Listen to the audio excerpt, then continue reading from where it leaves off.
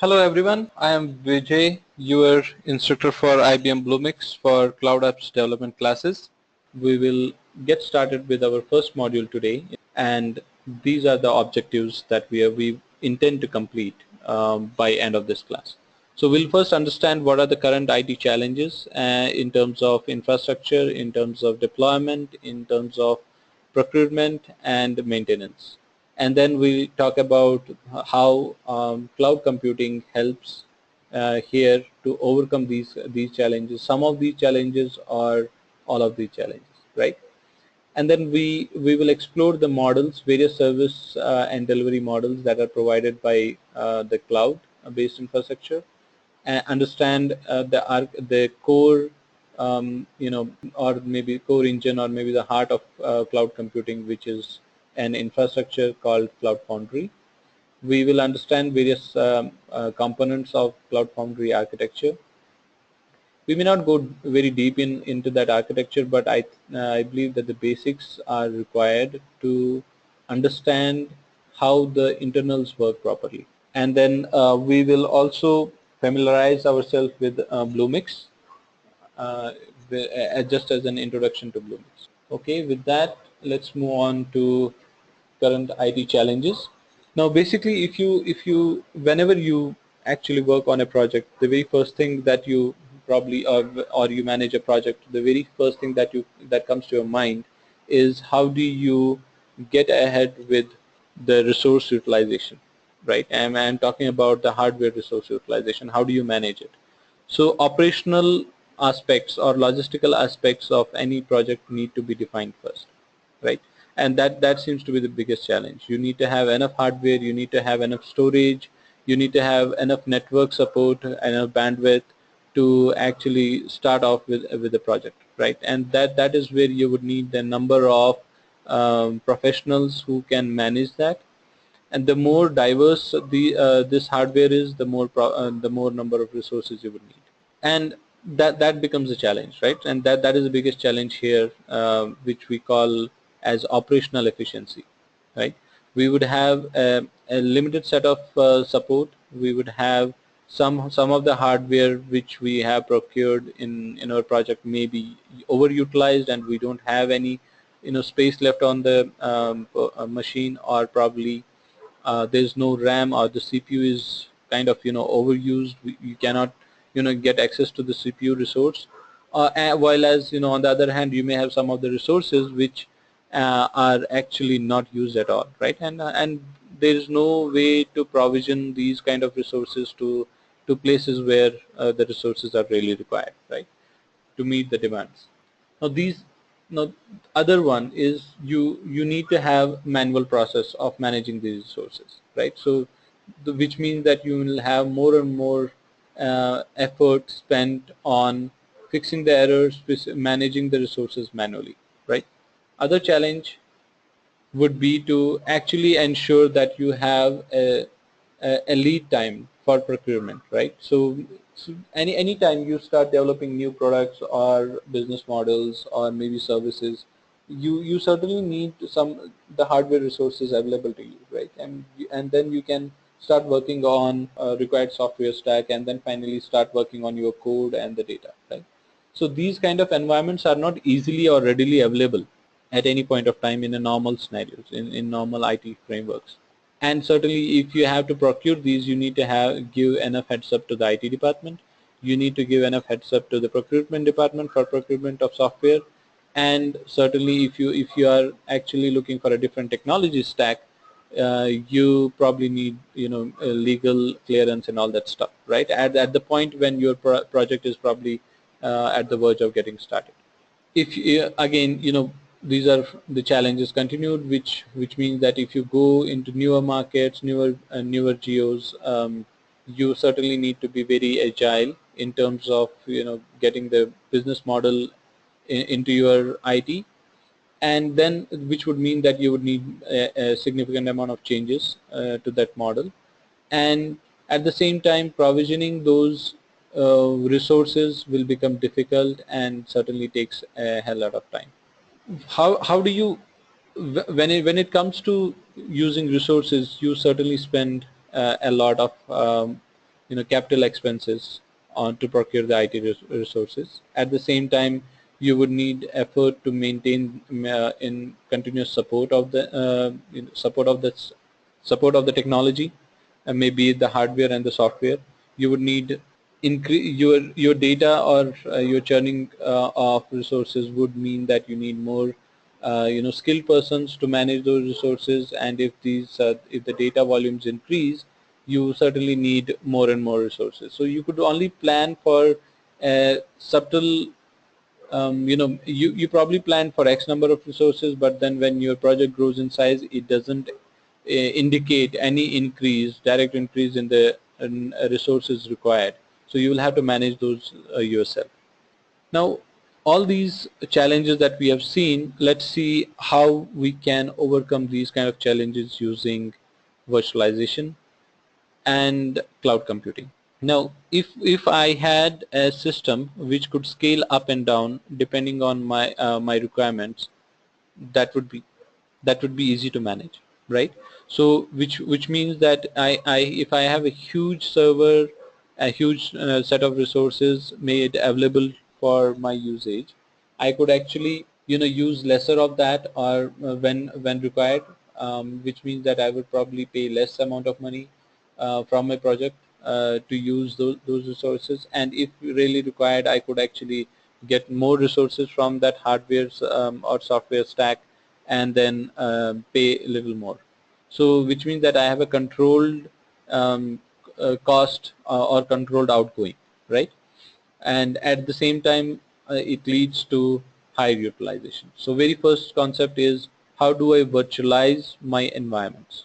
So, and that would mean that I can do more with less expenses, less outgoings. When we say what can we do more, we can achieve higher utilization. So all the servers that I use can be made to utilize to the maximum extent of their resources. Then, because I'm using lesser number of resources, I'm not overcommitting to any resource, I pay out less. So which lessens the burden on my operational expenses. And certainly, I would need to have a standardized set of operations on it, which means that I would need a flexibility to scale up and down, right? So, I would need, if I pricing based on the resources used, which is what is called flexible pricing. I can certainly share the same resource with across my project team members. So and certainly have a mechanism to integrate between these resources, right? So this is what is called as a standardized environment, wherein we provide these service offerings in terms of easier pricing, easier access, flexible pricing, reuse, and integration. Now, all this is can be better handled if we automate these aspects of service delivery, right, on the resources. So, which means that we provide a mechanism to reduce the risks, and to deploy and to develop and deploy at faster rates, to provision a server or a resources in an automated fashion whenever it is needed. And at the same time, we lower the support cost, because provisioning would mean for me probably just filling a form and getting a virtual machine enabled for myself. So these are all the characteristics of a computing mechanism, computing environment, which can help solve these kind of challenges, right? So what are there are just three that we will need to remember. Have a virtualized environment that would enable standardized services in an automated fashion. So we'll just remember three parts of it: virtualized, standardized, automated. So now let's understand, how do we get these kind of challenges solved in cloud computing? And before that, what is cloud computing? How do we enable computing on a cloud? So it's pretty simple. You have a bunch of resources available in your IT department.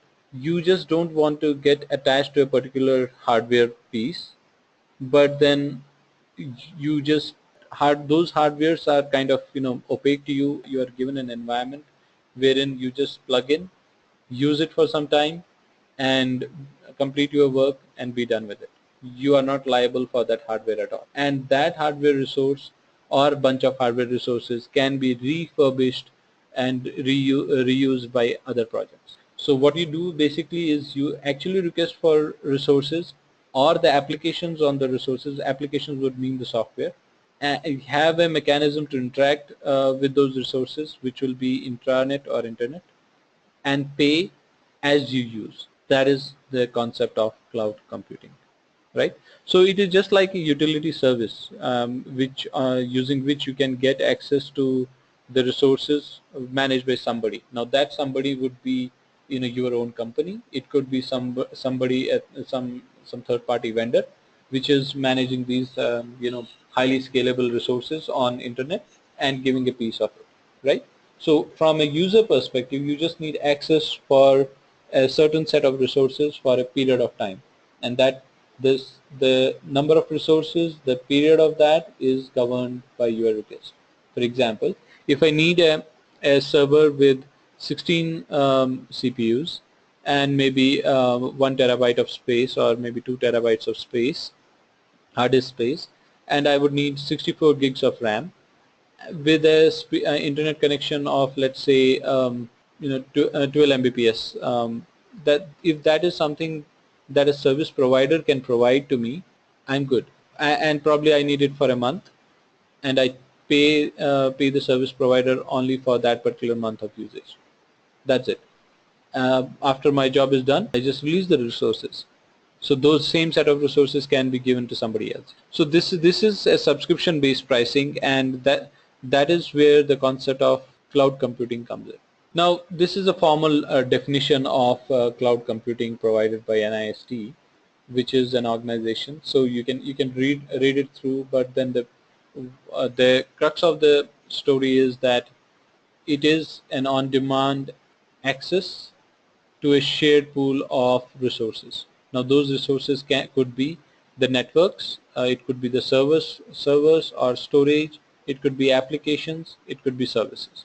And we will understand this more and more as and when we go through the content of this course.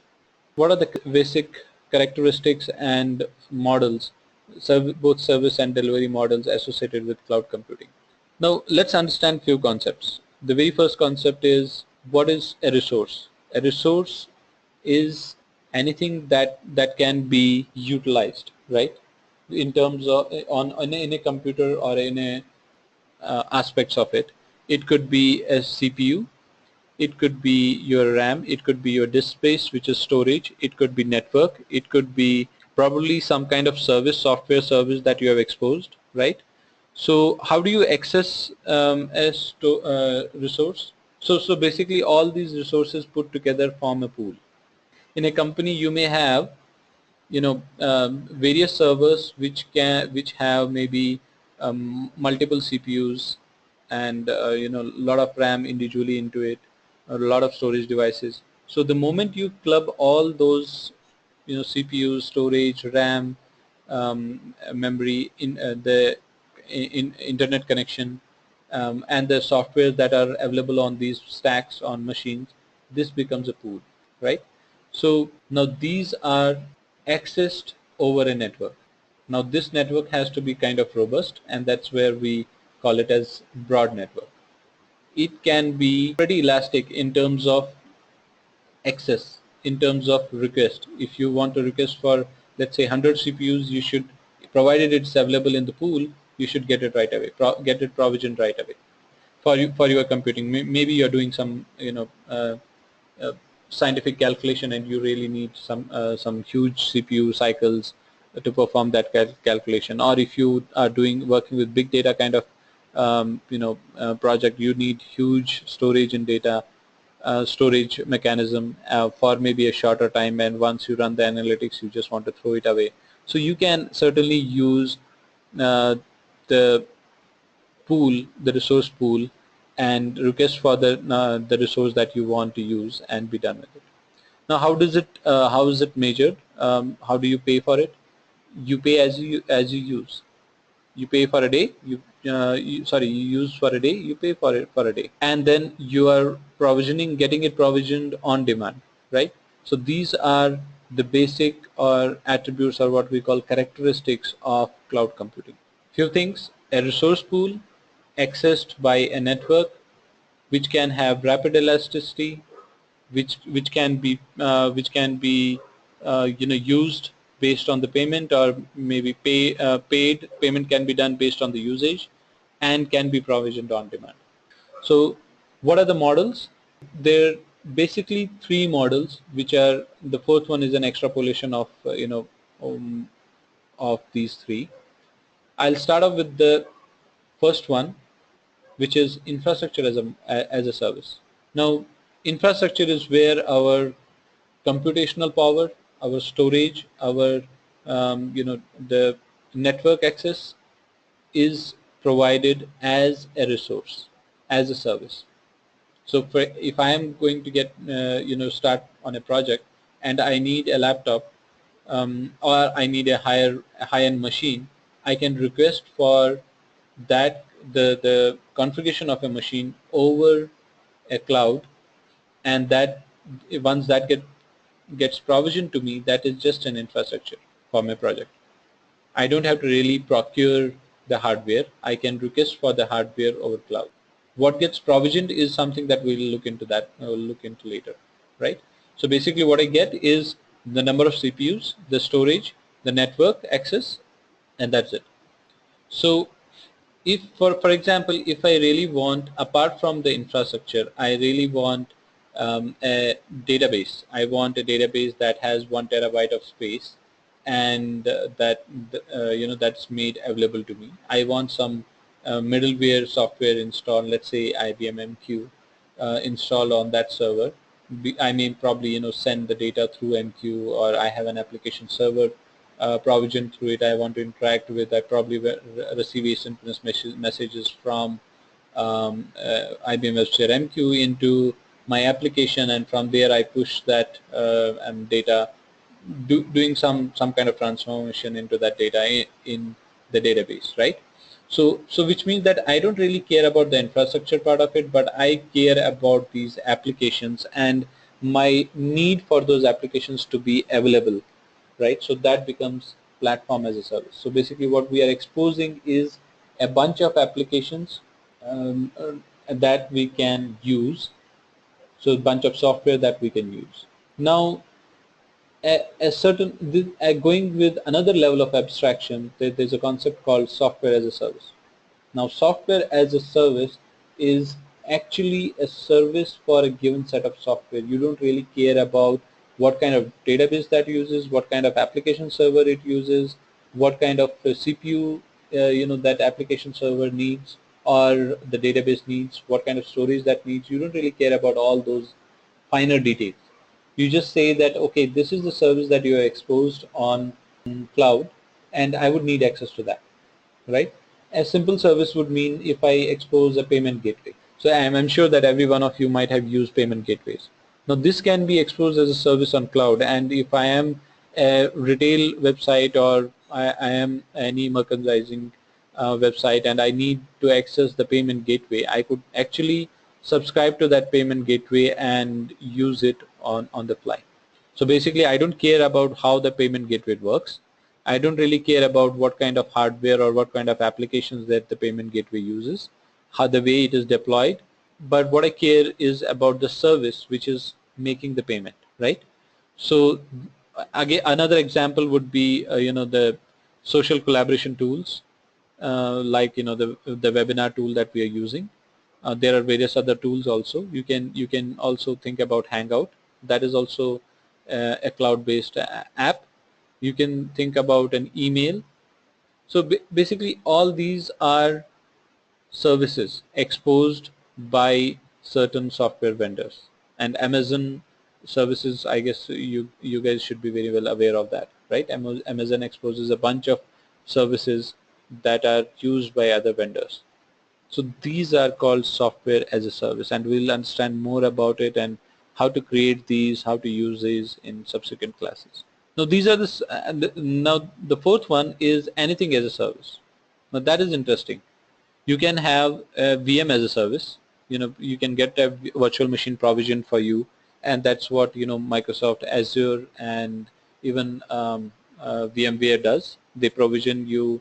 VM Direct is a cloud-based application, I guess, that actually enables you to provision a VM the moment you sign up for it. Similarly, you have something called Microsoft Azure that actually spins off a VM for you. So the other concept that is picking up these days is container as a service. Now these are a finer abstraction. This is a finer abstraction on virtual machines. Containers are self-contained environments that work on an operating system. They are just processes. They run as a standalone processes on an operating system.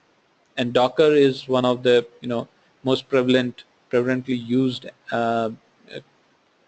technology as a container technology these days. So you can install anything and everything in the Docker container and provision it as a container to as a service. So these were the examples for anything as a service. Now, when you talk about these services, these have to be deployed, somewhere, and these deployment the deployment comes with various models. Now, when you talk about models, there are a bunch of those, and the main ones are three, and you might already know about an on-prem model, right? I mean, which means that you take the software, go to your organization, or your organization purchases the software, you install it on one of your servers, which is intra-organization server, and you use that server, you use the software. So that is called an on-prem installation or on-prem deployment. Now, with cloud computing, there came the very first concept that came up was public cloud. The public cloud would mean that you expose the software infrastructure, be it the software, be it a platform or an infrastructure or a container on cloud. So it needs your cloud, which is open. When you say cloud, it's kind of in an open network where you can actually access these kind of services. And when you host these or deploy these kind of services on a public cloud open to everybody, you need to make sure that these kind of services are multi-tenant.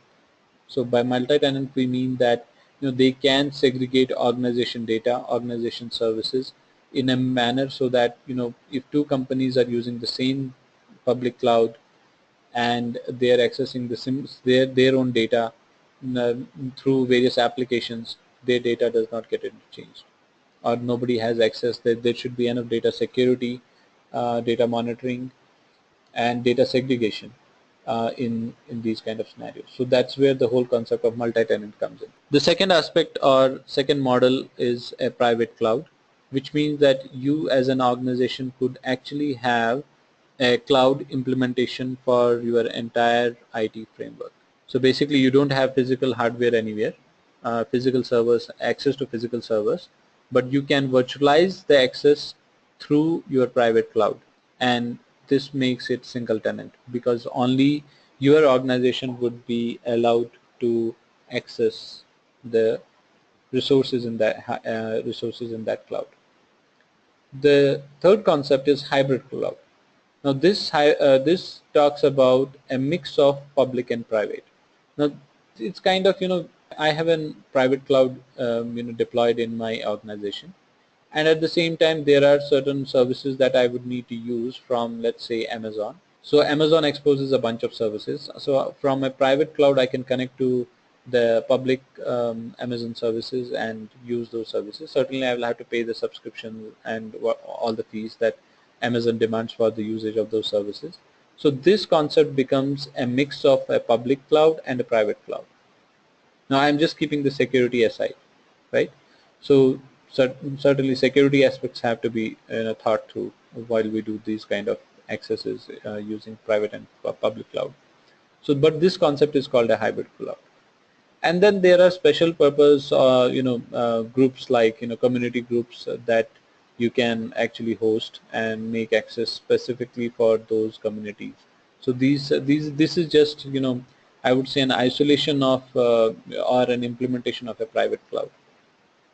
These are the basic models of deployment that we would understand and that we would use in cloud computing model. Okay, so extending the service models a bit. So basically here we try to differentiate between various deployment models, various service models that we have with respect to the traditional on-premise deployment model. Okay, so if you go back and understand what traditionally what we have been using on the on-premise software or on-premise installation, you would need, for any project, you would need to start thinking about the IT resources like networking, storage. You will have to have servers, then on top of which comes probably virtualization if you really want to do that, and then you start installing operating system, the middleware that you would need, the runtime that you need to run your applications on, the data part of it, which may be a database, a NoSQL database, an RDBMS, whatever, or a file-based file system-based persistence, and then finally the applications that access the data and using the runtime and the middleware, right? So all these individual components are in a traditional on-premise deployment or model is managed by client. Okay, so and in here client would be the one who intends to use the applications and data. Now if you come to an infrastructure as a service, if you have somebody within your organization or outside your organization who says that, okay, I'll take care of the networking part, I'll take care of the basically the hardware part of it, right? Hardware resources part of it, which would include the networking, storage, CPU, server utilization, maybe virtualization as well, virtualization of hardware, right? Load balancing, everything that is something that some Mr. X will take care of it, right? It could be within the organization, it could be outside the organization.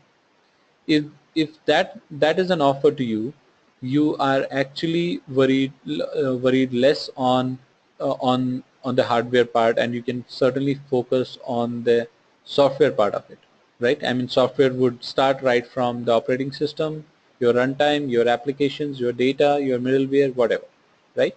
So lesser things to worry about, but at the same time you can use the hardware resources to your liberty. You can install any OS, you can install any number of applications, and how to handle your CPU resources, how to handle tune your application so that maximum resource utilization can be achieved. So that's all up to you. Okay, now this is called infrastructure as a service. So basically providing just the hardware part of it as a service, and that's exactly what IBM software does. So coming to the third aspect, which is the platform as a service. Now again, if there is some vendor which says, okay, apart from the hardware resources, I can manage your operating system, I'll manage your middleware, I will ensure that I give you the right runtime, okay, for all your applications that you need to run on. So basically what he is saying is that he will give you a platform for your applications to be deployed, applications to be installed, and you handle the applications and the data part of it. You don't really worry about rest of the things. This is a better deal, right? You worry about only the applications, you worry only about the data that you really care about. You don't worry about anything else. Now the last one is software as a service. Now here there's somebody out in there who says that we have this piece of software and we can provide you these as service. An example that I gave in the last slide was payment as a service. You don't really need to install anything, don't really need to deploy anything, you don't really want to care about the hardware used, the software used. Just use our service that we have exposed and we are going to charge you only on that. So who manages application, data, runtime, middleware? Everything is managed by that vendor. This is typically what Amazon does. So they have a bunch of services that they offer, and we just subscribe to those services and use those. We don't really care about what is the version of the software that they are using, whether it scales or not, whether it will be available 24/7 or not. That's all the problems that they manage, or the software as a service vendor manages. Okay, so this is how a cloud computing transforms a traditional on-premise management of hardware and software, along with this application data and the software services, right from owning everything on the client side to using a service on the client side. And this is the magic of cloud computing. What do we gain? We have lower costs at our end. We are not responsible for any upgrade, any deployment, any maintenance of the hardware or the applications. The moment we subscribe, we are up and running, right? So we just need the service, and we cutting down the costs, being agile, being fast, and certainly we can customize. We can actually have a choice of the services that we can use. So let's move on to the next slide to understand a bit more on these models. So this slide is put in a manner to understand the aspects from a usability perspective. For example, if we take the first one, the SaaS model, it is targeted to end consumer, right? So you just you have an application which is hosted, use it, be done with it. PaaS, you have everything ready, but you are the application owner. And infrastructure as a service, you certainly are an application owner, and you own the operating system, you own the middleware, you handle that part.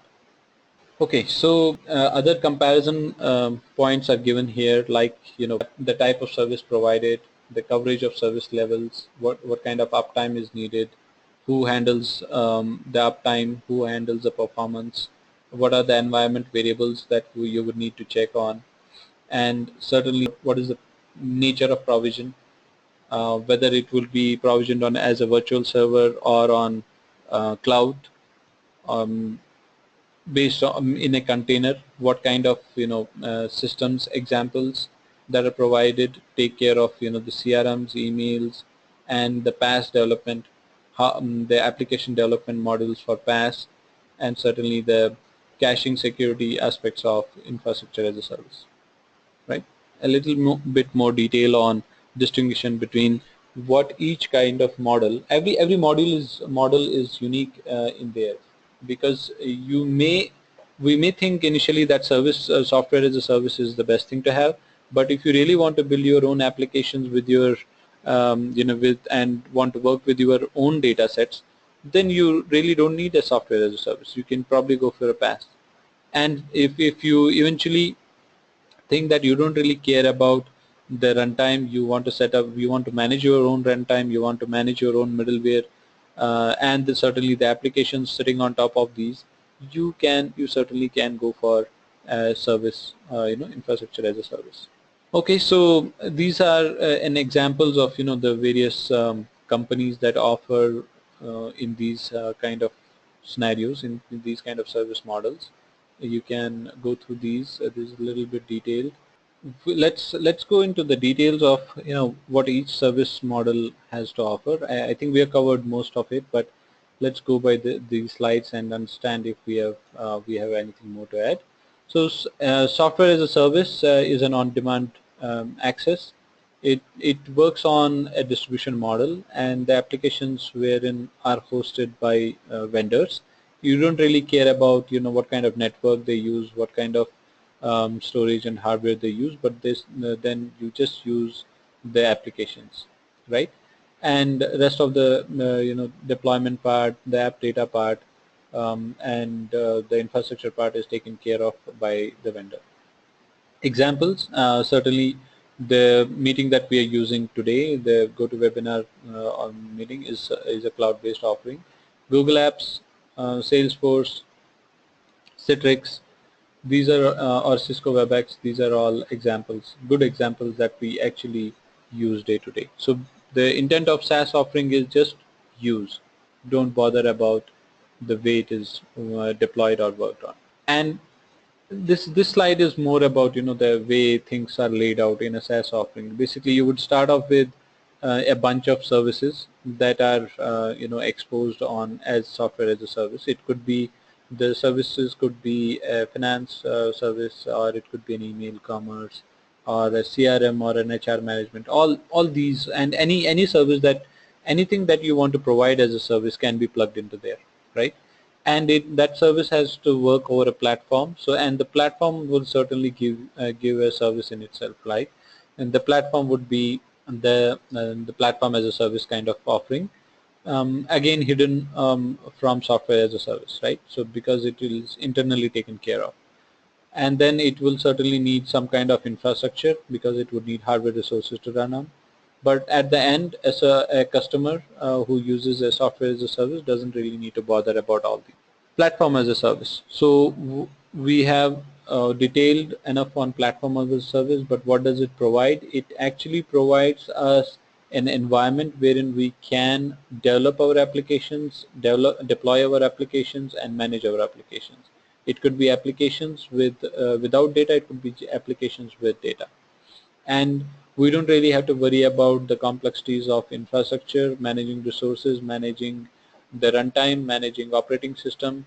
So all that, the complexities are taken away from us as developers, or as folks who want to use just the platform for our application. Okay, so Bluemix, what is now here is the example. Now Bluemix, what we are going to learn is a PaaS. It is a pay as you use PaaS offering, and there are other examples like AWS Elastic, Windows Azure, and Heroku.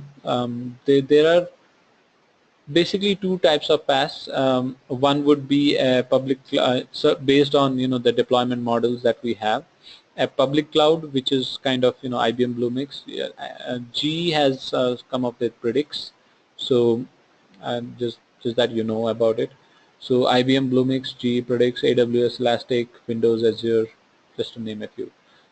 Okay, so coming back to public cloud of deployment model and private cloud deployment model. These are the two types of PaaS that you can get as from service providers. Private within your organization, public out there, you can access it and use it.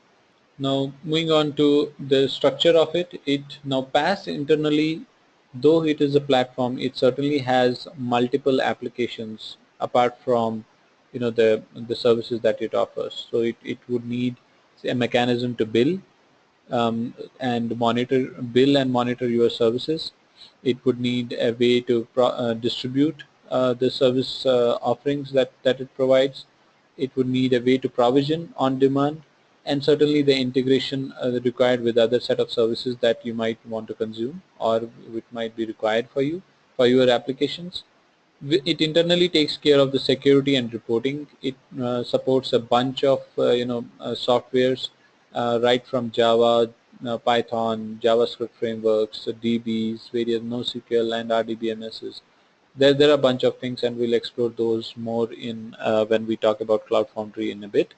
And then certainly it depends on the infrastructure, a hardware infrastructure that provides network, storage, and computing power. Okay, so infrastructure as a service, the simplest one. It provides us the computing power, it's a basic cloud service or delivery model, wherein we actually get access just to the resources, right? So basically you don't get a machine provision to yourself, but you probably get an environment wherein you can scale up, scale down depending on your use, right? Virtualized environment. So Amazon does provide you AWS, and you have an example of Cisco Metapod over here. And the way it is laid out is given in the next slide. You have a virtualized pool of resources.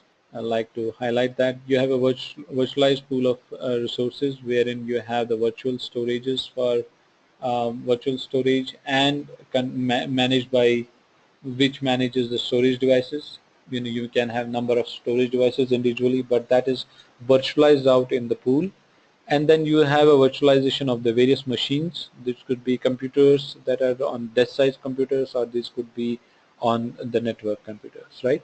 And then this virtualization is given an admin access. So this is something that you will probably get when you actually sign up for an infrastructure as a service. And then there are various services offered on top of it, using which you can access the virtualized pool.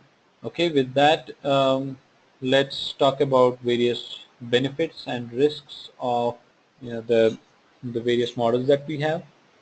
Infrastructure as a service, don't care about the infrastructure needs of your organization, right from the data, computing power, data segregation and aggregation, persistence of the data, business risks that you need not worry about the outages of your hardware. Everything is taken care of 24/7. And where does it fit? If you want to host your development, if you within organization or outside organization, if you really want to procure hardware or on the fly, and use and scale in terms of use maybe a limited amount and then scale it, have a provision of scaling the hardware a bit, so you can certainly go for infrastructure as a service. Platform as a service, it gives you a standard environment for developing your applications, ready to start the development and deployment. And what you need is, well, it actually it fits best when you have application development and deployment in mind, and you don't really want to invest time and money in getting the infrastructure ready for that, right? I mean, right from the hardware resources to the operating system, managing the operating system, security patches, middleware, virtualization, all that stuff, right? So you just want an environment where you just put your application, put your data, start working with it, deploy it, make it available. Could be used in development and testing. SaaS, it is the most user-friendly one. It only it doesn't require much of the configuration, and you subscribe to a service and it gets provisioned for you, and you don't have any control. That is what is kind of listed as a risk, because the software is exposed as a service, right? So you don't have a control on how the software behaves and what it does. You just how it is managed at the underlying, at the low levels, right? And by certain vendor. What you would need is just a service, and if you are happy with that, you're done. Doesn't need any configuration. You can actually customize, use it as a plug-in feature for your other applications. Okay, I guess we have already we have discussed enough on the delivery models, but just to highlight a bit, it is the delivery models are three types. You have public, you have a public one, you have private, and you have a hybrid cloud, right? And the way it works is, on-premise internal becomes your private cloud, and if it is, off-premise or maybe third party, that becomes your, public cloud, and the combination of this becomes the hybrid. Okay, hybrid deployment model. Okay, so more on these delivery models. Public cloud available to all, and what can you do with that? I think this is important to understand, that public cloud, it works on a huge infrastructure, and the services offered on these are numerous. While and it gives you certainly it gives you pay-per-use kind of facility. It is multi-tenant, and it kind of gives you access to unlimited number of resources, but again that access is restricted by the usage, right? The payment that you have subscribed for. So you need to understand that part. Okay, private cloud, again within the organization, it can be owned or leased. It can be charged back to your line of businesses. Well, access is kind of limited because it might be managed by the line of businesses or your central IT team. And then you have hybrid cloud, which is kind of your own cloud, your own private cloud, and the public cloud that you want to use. So mixed usage, but yeah, you can actually spread your applications nicely in this entire framework. And let me give you an example. If you actually have a software that you have deployed on public cloud, but you really want to restrict access to certain set of data, and you do not want to expose that on a public cloud, you can actually host that privately into your organization, right? And so that means your public offering, cloud offering, if it is a software as a service, would need access to the data that is hosted in a private cloud. So this kind of combination is something where you would actually leverage both deployment models. Okay, so this slide talks about the pros and cons of in the various delivery models, public, private versus hybrid. Well, the moment you go to public, you actually it's kind of proportionate risks, I would say, and with benefits, because while you have lesser costs when you go more open, you lose the control. You don't understand the security aspects of it. You get logged in for a certain number of time, and then, but at the same time, you actually gain over, gain on the speed. You gain on the simplicity. You actually can scale up and down in a moment. So the fourth column actually talks about what are the best fit applications that can be hosted on these kind of offerings. So as I said, the more public you go, the benefits are more, but again the restrictions are also more. Okay, so now let's move on to what enables cloud computing, right? So Cloud Foundry and Openstack, and what are these and how do we use these? So IBM has something called Pure Systems, which is which provides infrastructure as a service, um, which are middleware platforms, and these also in a way work as PaaS offerings. And IBM currently uses Bluemix as the front face to interact or to take advantage of middleware or applications that it hosts on software.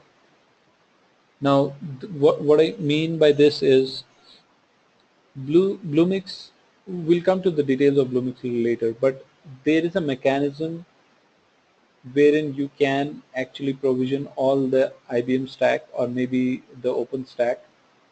Well, OpenStack is actually the open source software that can be put out there in a platform, right, which you can use. And various lines of businesses and applications can use these softwares. What it helps us is in integrating with new software, new applications, new services. It gives you a mechanism to derive sense from systems of records and systems of engagement. And certainly because it is deployed in a cloud, in a cloud infrastructure, it kind of has a workload optimizer for its deployment. So if any organization leverages the OpenStack and extrapolates or extends the usage of OpenStack with its own offerings, it becomes certainly in a cloud or public or a private cloud manner, it actually helps the organization in various integrations, deployment, and delivery models. And IBM, for that matter, has come up with IBM Bluemix, which enables all that. So how does IBM leverage OpenStack? So how does IBM leverage Cloud Foundry? The face of, I'll actually, why do we need Cloud Foundry? Now, what is Cloud Foundry? I think we should skip a few slides, or probably we can, we can talk about it here. Cloud Foundry gives a now you already have infrastructure, you already have a platform, and you know about a service. Now come a step down and think about a platform. You have hardware, which is fine, but you need something to make that hardware work in terms of various softwares, various middlewares, and some kind of platform that actually some kind of some kind of architecture basically which using which you can interact within applications, or which your application can internally use and expose on the cloud. That is the platform that Cloud Foundry gets us. Now Cloud Foundry gets us a combination of all the softwares that are open out there and marked as in Openstack, get it in a virtualized platform that can be hosted in cloud. Cloud Foundry is an open source cloud platform offered as platform as a service, and we developers can actually use the Cloud Foundry to build, deploy, run and scale applications on a private or a public cloud in any basically any service model, any deployment model. For example, VMware originally created Cloud Foundry, if you just don't know about it. And this is now part of Pivotal Software, which is a joint venture by EMC, VMware and GE, General Electric.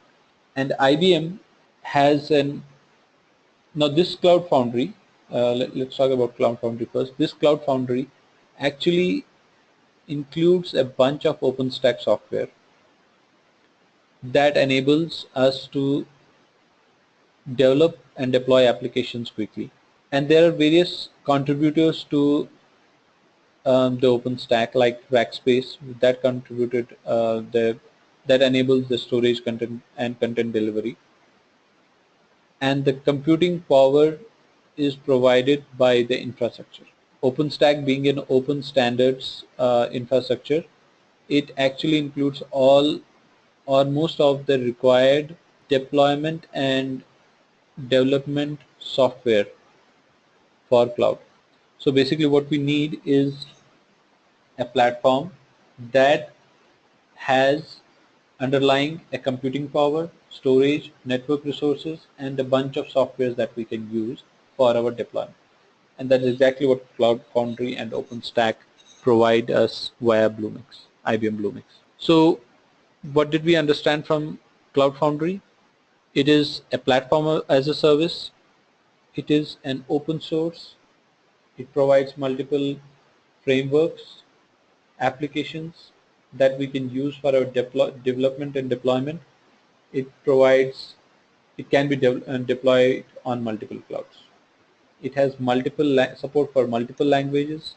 You can work with Java, you can work with Node.js, you can work with Node.js is a framework, so you can work with JavaScript, you can work with Ruby. There are multiple frameworks that you can work. JavaScript based frameworks, Node.js, AngularJS. You can work with the NoSQL databases as services. You can work with RDBMSs. These are the services provided by Cloud Foundry. But this is open, free for everybody. So if you have an infrastructure in your organization, if you have the right infrastructure, you can use this OpenStack platform, use Cloud Foundry platform, and open up the deployment and development on Cloud Foundry. Okay, but now let's try to understand it in a bit more elaborate manner. This slide talks about the various applications, the middleware that Cloud Foundry exposes as part of OpenStack. You have data services, you have messaging services, you have various other services like language-based services that are provided by Cloud Foundry. It uses an operating system. You can see over here Red Hat, the Scala is the middleware part of it, Java, Spring, Rails. These are the development platforms that you have. Node.js, another framework. There are a bunch of those, and we'll go through those in a bit. Can be used as can be installed entirely as a private cloud, public cloud, or micro clouds. Okay, so these are the various frameworks and services that Cloud Foundry has. Just to name a few, Java, Ruby, Scala becomes the language part of it. You have frameworks like Spring, Rails, Rails from Ruby, services, PostgreSQL, SQL. These are the DBMS, RDBMS services. MongoDB is a NoSQL database, and MQ becomes the middleware part of it, is for asynchronous communication. Then you have multi-cloud or multi-infrastructure as a service offerings in there. Okay, this is the high-level architecture of Cloud Foundry. This is very important for us to understand from an orchestration point of view. Cloud Foundry works on what we need is an infrastructure. Now, infrastructure as a service, what you see here, forms the base for anything that we need to install. It may be Cloud Foundry, it may be the applications on top of Cloud Foundry. So you have the hardware resources, you have infrastructure as a service, so which is a virtualized environment to provide hardware resources. You have an orchestrator. We'll talk about orchestrator in a bit. You have on the orchestrator, you have Cloud Foundry kernel. Now we need to understand a bit more on the kernel part. So this is one step operating system level, right? Because you have the Cloud Foundry, and on top of that you will have the various clients, which means you will actually provision this part actually entirely becomes your virtualized environment, right? From kernel, CF kernel, orchestrator, infrastructure, this becomes your all PaaS offering, and on top of that you have application data. Okay, this is a very important slide for us to understand what each aspect of Cloud Foundry means. So let's take some time understanding it. So what are the different aspects of Cloud Foundry? What do we need for making applications work on an infrastructure that is governed by Cloud Foundry? So we'll start from the basics. We need somebody to actually manage our services, handle the incoming traffic, and that's where we need a router, right? We need an authentication layer, which is provided by, these are all Openstack components. So auth server 2, we have a login server. We need a cloud. This is auth server 2 and login server. These are all meant for authentication mechanism. We need a cloud controller. Why do we need a cloud controller? We need to manage the life cycle of applications, which means that if your developer, if supposing we actually want to develop an application and push that to Cloud Foundry and start using that. So what are we trying to do? We actually need somebody in the cloud to take control of that application and understand the application, store the application, and then run the application for us, right? So this is exactly what a cloud controller does. There is more to cloud, more to what cloud controller does, and we'll find that in a bit. It maintain a cloud controller.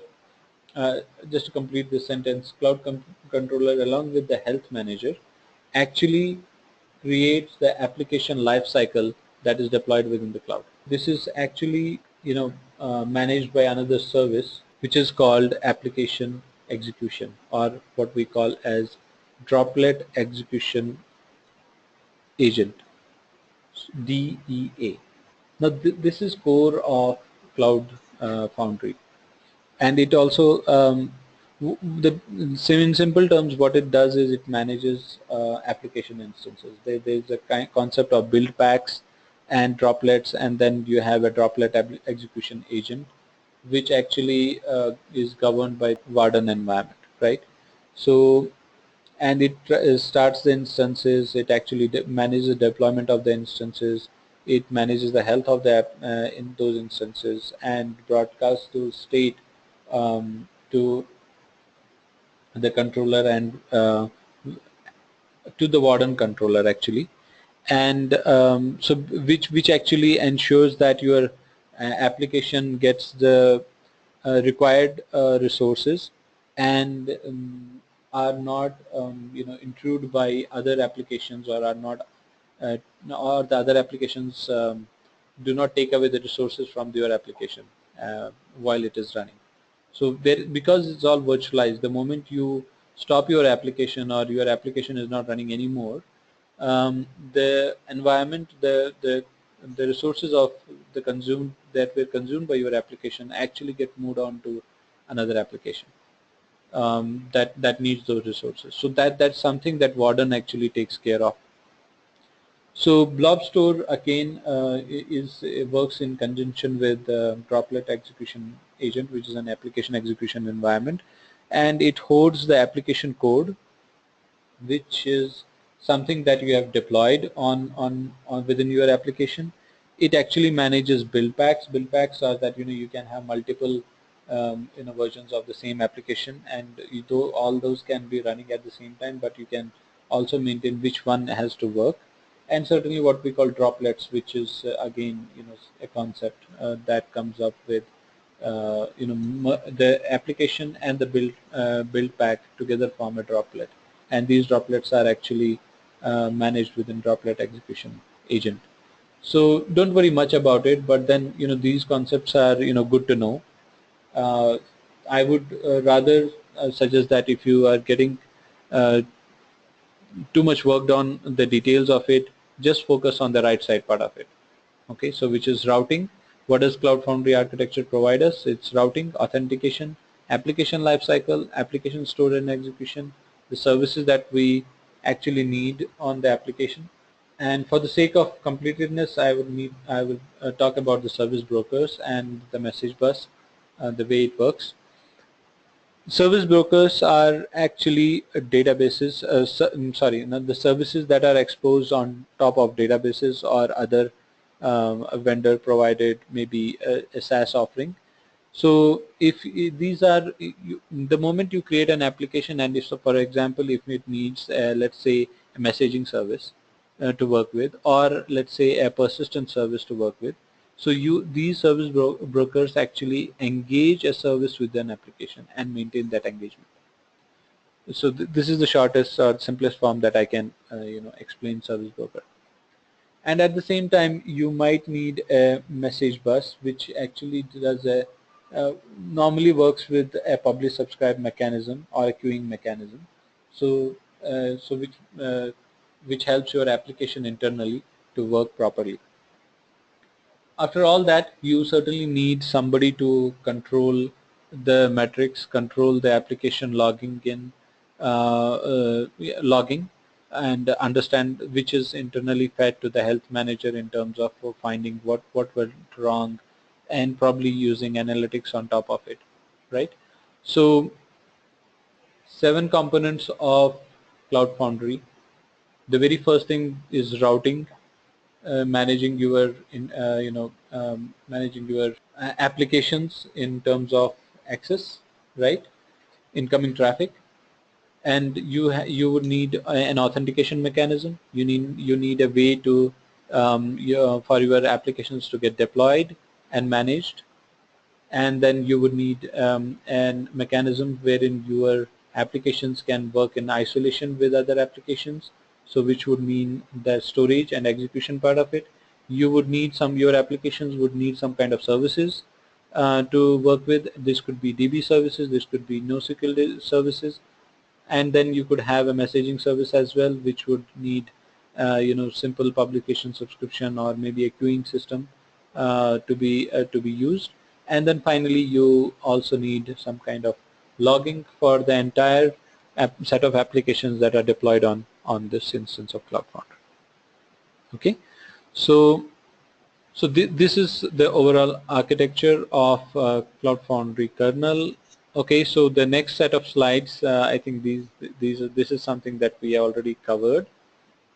This talks about the 7 layers of the kernel. Describes these components very well. I'll skip these 3 slides and move to the application deployment part. Now, you have the infrastructure. You're fine with that, and you have Cloud Foundry. How do you access Cloud Foundry? Now, the Cloud Foundry provides you an interface, which is a command line interface. We call it CLI, Cloud Foundry Command Line Interface. It also provides you an integrated development environment plugin, which you can use or integrate with in your development environment, and then from there on you can actually deploy applications.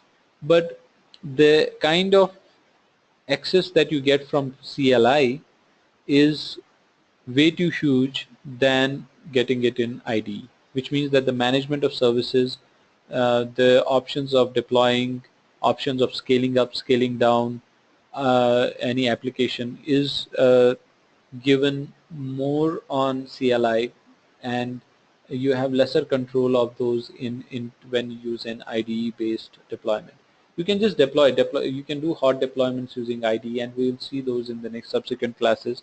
You can certainly do that, and there is something called a manifest file which actually helps in the deployment and development of these deployment of these applications to Cloud Foundry. So we'll see those in our subsequent classes. Okay, so the next part is how do you, when you deploy an application, you need to stage that application. Now, staging an application is a process which is meant to hold the application, right? So what I mean by that is, you remember about the cloud controller, right? So cloud controller in Cloud Foundry actually stages the application, manages the application, and then hands it over to the warden containers, which are droplet execute, which is an application execution environment for those applications, right? So the process of the process of staging an application or deploying an application into cloud is not just pushing an application. It actually includes a bunch of steps. The very first thing that you do in Cloud Foundry is that you push an application using, let's say, CF push. Then the moment it gets deployed, it gets pushed. Cloud Foundry application runtime uploads the application bits and metadata. It's a bunch of steps that it follows. So very first thing that it does is that it uploads the application bits and metadata. It creates and binds the data with the application. So this becomes a service part of it. The Cloud Foundry controller and in the Warden controller, it actually stages the application, and that's exactly what we are talking about now, right? And then you go to the deployment. The moment the application is staged, it gets into a deployment. It is automatically deployed, and then certainly the managing aspects of the application is taken care of by the droplet execution agent. Now, what do we do as while staging the application? We just use a directory, push the. We have an application. It could be a war file. It could be a bunch of JavaScript files that we have developed, and we want to execute it, or we want to host these into Cloud Foundry. So we just stage these. We just use the push command to actually stage the application. Now, internally, the push command, as I explained in a bit, actually hosts this application and starts collecting the metadata, application runtime requirements, the data, the services it needs to bind, and creates a build pack of it. Now, build pack actually defines. Let me talk a bit about the build packs, right? We are clear on the Cloud Foundry part of it, the way deployment is managed in Cloud Foundry. I forgot to talk about one concept which is called BOSH. BOSH is a shell that is used by Cloud Foundry. I am not sure whether that is detailed in this class, but I'll probably take you through that. So BOSH is a shell that is actually used by Cloud Foundry. It's a general tool that is required to chain deployment and lifecycle management. in a distributed system or services.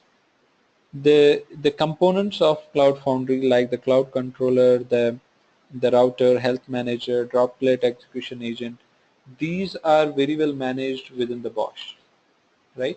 And then when we actually create, it internally creates a build pack. The moment we deploy an application, what happens, a build pack gets created which defines the rules to create a fully contained execution environment, right? So now the moment we actually push an application, it works with the build pack and creates a droplet which are managed by the droplet execution agent. This is how Cloud Foundry works internally. So let's go into the details of it in terms of the way an application is pushed in the subsequent slide. So now, so in step no, at the top, the columns actually define the interactor and the interactions. So you have the CF command line, you have cloud controller, you have blob store. That cloud controller is the application manager, manages the application part of it.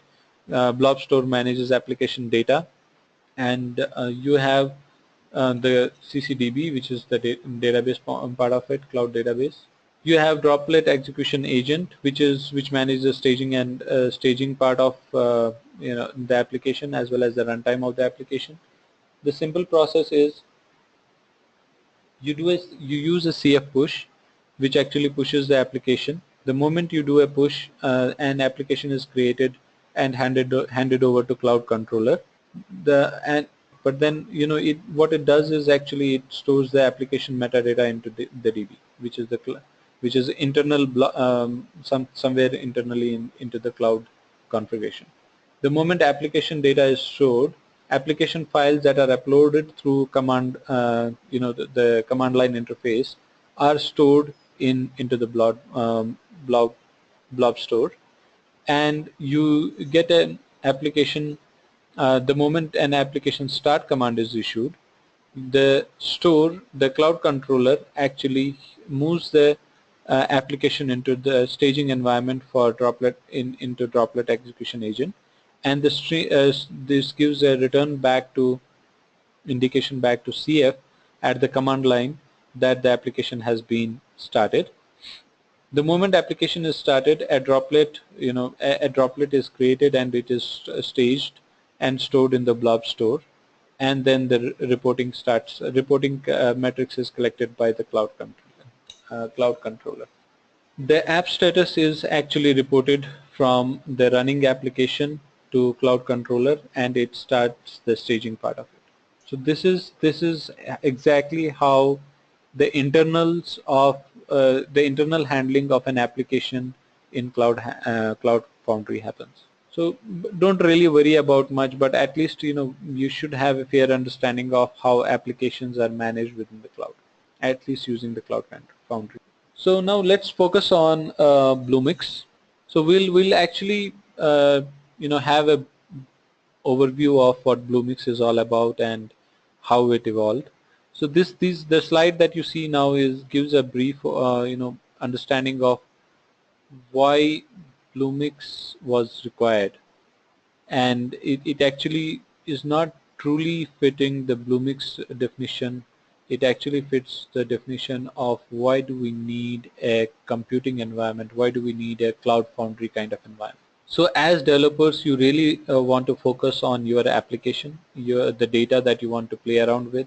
You don't really want to care about installing various other softwares, and you probably expect them to be ready out of the box. For example, if you are supposing a Java developer and you would need some kind of DB to access, for persistence sake, you would probably care about your Java classes and not care about the runtime, not worry about which runtime you will want to use, with it 1.7, 1.8, 1.9, or do you want to use what version of database, what database, what version of that database.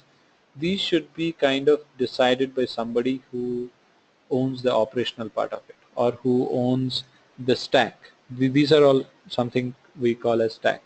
From a developer perspective, you should be worried about, okay, the language, yes, and the usage of the language, and start working or rather developing your application. Now, but that is not true in our in the day-to-day life of software development cycles. We worry a lot about which software to use, how to use it, and how to deploy it, how to make it work, how to make it integrate with other softwares that I use, or my application that I want to use. Do I really want to do that job, or do I want to push the DB installation configuration job to somebody in the database team? All that questions come as business problems, and how do we uh, you know uh, remove those challenges from. What kind of impact does this have on our developers is that we spend time understanding these products that we may use through our application, but don't really want to understand the internal details of its installation, configuration, and deployment. Not really required, because my application will just use the services exposed by these softwares. And then setting up the platform, creating APIs that we need to integrate with, and accessing data between apps. So this is something that these are the different problems that we have as from the development and management of software part of it. So what does this all cause? It causes inefficiency, certainly, because we are developers, and we are not somebody who actually are experts in installing, configuring other software, which eventually causes delay in our development processes. We may have multiple environments. We may have a Windows environment, we may have a Linux based environment, we may have a different flavor of operating system that we are working with, and that causes more and more trouble to us, because installation of those softwares on these different environments would mean different kind of expertise. We may not have time to scale up our adaptability to learn these kind of installations and configurations on various disparate systems, but we would need to currently we would need to handle these kind of things. And we are surely not aware of what kind of resources we would need today. Probably may not will it scale in the future or not. We are not sure about it, right? And what works for production, what works for development may not work for QA environment. What works for QA environment may not work for production environment, right? So, but we being developers, we probably think in terms of only the development aspects of it, and that's where the whole concept of DevOps. When we talk about DevOps in our fourth or fifth class, we will understand the need of thinking in terms of the end use case rather than in it. It actually changes the perception of development when we use DevOps model. Okay, so what does Bluemix provide to developers? Bluemix is as a let me recap, just to make sure that we understand what Bluemix is. Bluemix is a PaaS. It's a paid PaaS. It's developed by IBM. I think we should have gone through that earlier before we talk about what value it gives to developers. So Bluemix is again a PaaS developed by IBM that supports several programming languages and services, as supported by Openstack, as well as integrated DevOps methodology to build, run, and deploy and manage applications on cloud. It's based on Cloud Foundry, which is an open source technology and runs on IBM software infrastructure. So what does that give us if we use a Bluemix as our as our platform?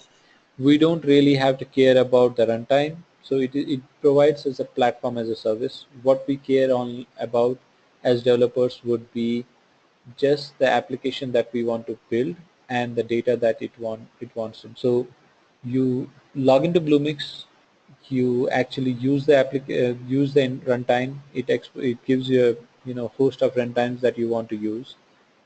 Start developing your application, push the application, be ready with it. So agility, simplicity, the speed with which you can develop. You can use n number of frameworks that are exposed on Bluemix via Cloud Foundry and by IBM, like WebSphere Liberty, DB2 in form of SQL DB, um, MQ services, and then certainly Bluemix is hosted by IBM. It is a trusted brand. It has a host of integrations with other components. That is the value that we as developers get from using Bluemix. And what is Bluemix? So here is the definition that I was looking for earlier. So it is a cloud platform provided as platform as a service, which is developed by IBM. Based on Cloud Foundry, based on Openstack, as a platform, provided as platform as a services, which means that all this part is handled by IBM, and what you need is handle only your application and the data. Okay, so that takes us to the end of our session today. We will start answering the questions, but at the same time I would want you to focus on some assignment that you are expected to take. You please follow the assignment slide here. Create your Bluemix account. You can get a 30 days free trial. Walk through the various consoles, familiarize yourself with the Bluemix console, and understand what kind of services that they provide out of the box. We will go through these details in our next class. And if you get more time, actually, you can do some research on CLI, command line interface.